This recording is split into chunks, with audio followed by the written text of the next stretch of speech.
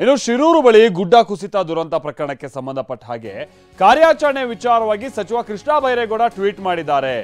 ಏನ್ ಹೇಳಿದ್ದಾರೆ ಅಂದ್ರೆ, ನದಿ ನೀರಿನಲ್ಲಿ ಖಚಿತವಾಗಿ ಒಂದು ಟ್ರಕ್ ಇದೆ, ನೌಕಾ ಡೀಪ್ ಡೈವರ್ಗಳು ಲಂಗರು ಹಾಕಲಿದ್ದಾರೆ, ನದಿಯಲ್ಲಿರುವಂತಹ ಹೂಳನ್ನ ಎತ್ತೋದಕ್ಕೆ ಯಂತ್ರವನ್ನ ಬಳಸಲಾಗುತ್ತೆ. ಹೀಗೆ ಕಾರ್ಯಾಚರಣೆ ಬಗ್ಗೆ ಸಚಿವ ಕೃಷ್ಣ ಬೈರೇಗೌಡ ಟ್ವೀಟ್ ಮಾಡಿದ್ದಾರೆ. ನದಿಯಲ್ಲಿ ಲಾರಿ ಹಾಗೆ ಚಾಲಕ ಅರ್ಜುನ್ಗಾಗಿ ಶೋಧ ಕಾರ್ಯ ಮುಂದುವರೆದಿದೆ. ಕೇರಳ ಮೂಲದ ಲಾರಿ ಚಾಲಕ ಅರ್ಜುನ್ಗಾಗಿ ಶೋಧ ಕಾರ್ಯ ಮುಂದುವರೆದಿದೆ.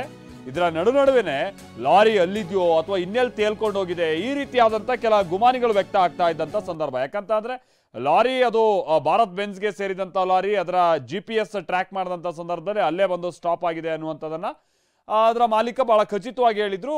ಅದಾದ ನಂತರದಲ್ಲಿ ಅದು ಖಚಿತ ಆಗಿರುವಂಥದ್ದು ಕೂಡ ಹೌದು, ಲಾರಿ ಅಲ್ಲೇ ಕೊನೆಗೆ ಸ್ಟಾಪ್ ಆಗಿರುವಂಥದ್ದು ಅಂತೇಳಿ. ಈಗ ಆ ಲಾರಿಯಲ್ಲಿ ಇದೆಯಾ ಅಥವಾ ಕೊಚ್ಕೊಂಡು ಏನಾದ್ರು ದೂರ ಹೋಗಿದ್ಯಾ ಅನ್ನುವಂಥನ್ನ ಪತ್ತೆ ಹಚ್ಚುವಂಥ ಕಾರ್ಯ ನಡೀತಾ ಇದೆ.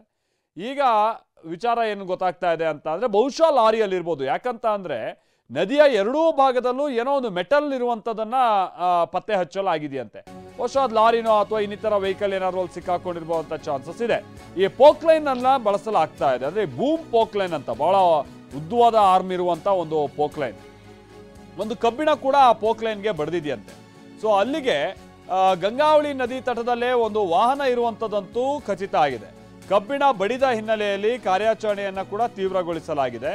ಸ್ಥಳಕ್ಕೆ DC ಲಕ್ಷ್ಮೀಪ್ರಿಯಾ ಜೊತೆಗೆ SP ನಾರಾಯಣ್ ಇಬ್ರು ಕೂಡ ಆಗಮಿಸಿದ್ದಾರೆ.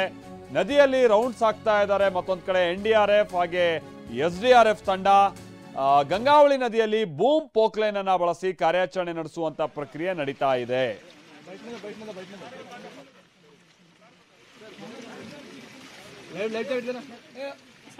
ನಾವು ನೋಡ್ತಾ ಇದೀವಿ ನೋಡಿ, ಅಲ್ಲಿ DC SP ಇವರೆಲ್ಲ ಈಗ ನದಿ ತಟದಲ್ಲಿ ಓಡಾಡ್ತಾ ಇರುವಂಥದ್ದನ್ನ ಕೂಡ ನಾವು ನೋಡ್ತಾ ಇದೀವಿ. ಲೈಫ್ ಜಾಕೆಟ್ಗಳನ್ನ ಹಾಕೊಂಡು ಅಲ್ಲೇ ಓಡಾಡ್ತಾ ಇರುವಂಥದ್ದನ್ನ ನಾವು ನೋಡ್ತಾ ಇದೀವಿ.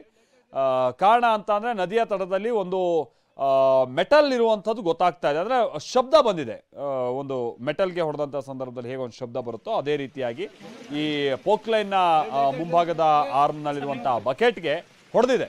ಸೊ ಹಾಗಾಗಿ ಬಹುಶಃ ಈಗ ಅಲ್ಲಿ ಲಾರಿ ಅಥವಾ ಇನ್ನಿತರ ವಾಹನ ಏನಿರ್ಬೋದು, ಯಾಕಂತಂದ್ರೆ ಅಲ್ಲಿ ಏನೇನು ಕೊಚ್ಕೊಂಡು ಹೋಗಿದೆ ಅನ್ನುವಂಥದ್ದು ವಿಚಾರವಾಗಿ ಇನ್ನೂ ಕೂಡ ಖಚಿತತೆ ಇಲ್ಲ. ಹಾಗಾಗಿ ಅದನ್ನೆಲ್ಲ ಪತ್ತೆ ಹಚ್ಚುವಂಥ ಕಾರ್ಯ ಆಗಬೇಕಾಗಿದೆ. ಈಗ ಆ ನಿಟ್ಟಿನಲ್ಲೇ ಕಾರ್ಯಾಚರಣೆ ಮುಂದುವರೆದಿದೆ.